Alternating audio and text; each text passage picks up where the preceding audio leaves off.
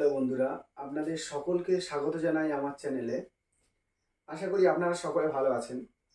আজকের আলোচনার বিষয়বস্তু হলো ই সিমকে নিয়ে। এই ই সিম কি এ ব্যাপারে অনেকে হয়তো জানেন না। তাহলে চলুন জেনে নেওয়া যাক এই ই সিমটা কি ও এই সিম ব্যবহারের সুবিধা ও অসুবিধাগুলি কোথায়। এই চ্যানেলটি সাবস্ক্রাইব করবেন আর ভিডিওটা লাস্ট পর্যন্ত অবশ্যই দেখবেন। যত দিন যাচ্ছে তত উন্নত হচ্ছে প্রযুক্তি, আর সেই সঙ্গে উন্নত হচ্ছে মানুষের জীবনের মান। প্রযুক্তি দুনিয়ার বিভিন্ন আবিষ্কার চমকে দিচ্ছে সারা বিশ্বকে। কিছুদিন আগে গুগল ঘোষণা করে দিয়েছিল যে তাদের স্মার্টফোনগুলোতে আর থাকবে না সিম স্লট। একথা অনেকের মনে বিস্ময় জাগিয়েছিল যে তাহলে যোগাযোগ ব্যবস্থার কি হবে। এই ই সিমের ইঙ্গিত তারাই প্রথম দিয়েছিলেন। এই ই সিমগুলো একসঙ্গে 5টির বেশি সিম ব্যবহার করা যাবে। ই সিম হচ্ছে ফোনে ইনস্টল করা ভার্চুয়াল সিম। এই ই সিমের পুরো নাম এমবেডেড সাবস্ক্রাইবার আইডেন্টিটি মডিউল।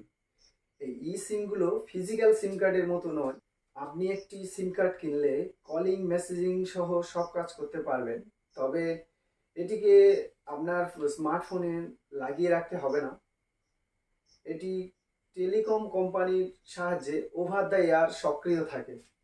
ই সিমের সবচেয়ে বড় সুবিধা হলো আপনি যদি কোম্পানি পরিবর্তন করেন তাহলে সিম পরিবর্তন করতে হবে না, এবং আপনার ফোন যদি ভিজে যায় অথবা সিম যদি ভিজে যায় তাহলে নষ্ট হওয়ার কোনো আশঙ্কা নেই। এছাড়া একসঙ্গে একাধিক নম্বর ব্যবহার করতে পারবেন, এজন্য আপনাকে সিম কার্ড কিনতে হবে না। আপনাকে ই সিমের নম্বর নিতে হবে। আপনি একসঙ্গে একটি স্মার্টফোনে 5টি ই সিমের নাম্বার ব্যবহার করতে পারেন। আপনি এই ই সিম ব্যবহার করতে পারবেন অন্য দেশে গিয়ে, সেখানে ই সিম কাজে লাগবে লোকাল নম্বর পেতে।